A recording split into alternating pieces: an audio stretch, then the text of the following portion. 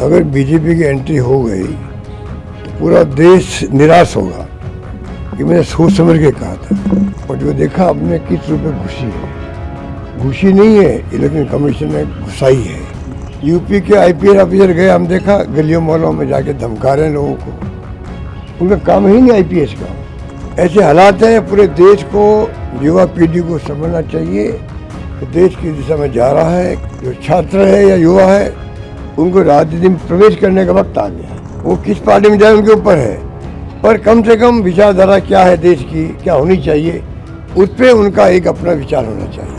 देखिए, पूरा मैंने पहले कह दिया आपको कि अगर बीजेपी जीत गई बंगाल में, मैंने कलकत्ता जाके बात कही थी वहाँ पर मीडिया को भी, अगर बीजेपी की एंट्री हो गई तो पूरा देश निराश होगा।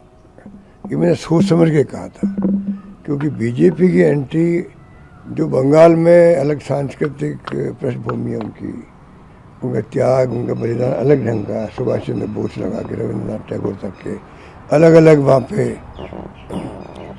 और बने हुए हैं। उस राज्य में अगर बीजेपी घुसती है, और जो देखा आपने किस रूप में घुसी नहीं है, इलेक्शन कमीशन ने घुसाई है जबरदस्त। 2.5 लाख लोग लगा दिए वहाँ पर। अरे मैंने सुना 3 लाख लोग तो पूरे देश में लगते हैं चुनाव होते तब, और एक राज्य में 2.5 लाख लोग ठूस दिए। यूपी के आईपीएस ऑफिसर गए, हम देखा गलियों मोहल्लों में जाके धमका रहे हैं लोगों को।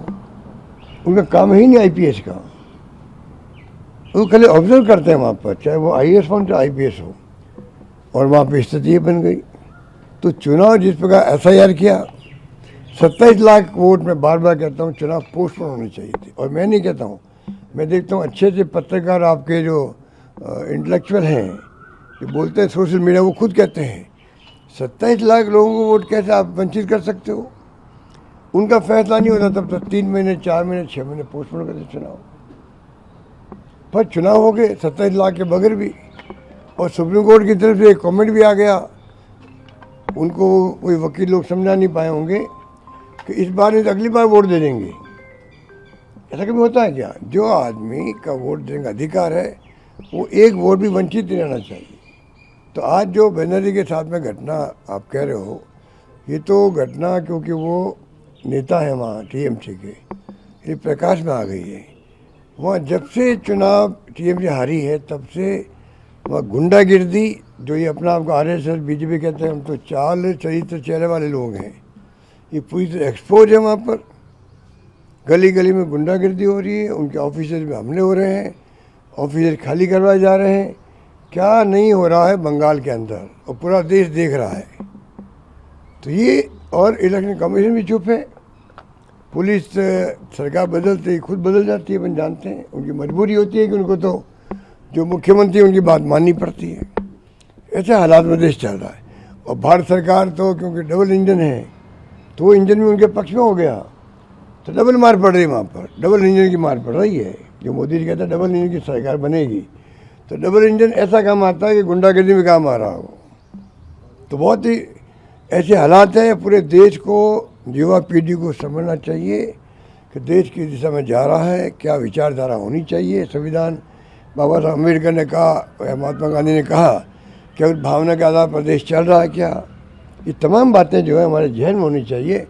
और अगर युवा पीढ़ी भी आगे नहीं आएगी तो फिर कौन आएगा। उनको विचारधारा की राजनीति में उतरना चाहिए। जो छात्र है या युवा है, उनको राजनीति में प्रवेश करने का वक्त आ गया है। ये ऐसे हालात है देश के अंदर। मैं अपने अनुभव से कह सकता हूँ, आज ज़माना जो है, हमारी युवा पीढ़ी और छात्र राजनीति करने वाले लोग, सबको विचारधारा के आधार पर चिंतन मनन करना चाहिए।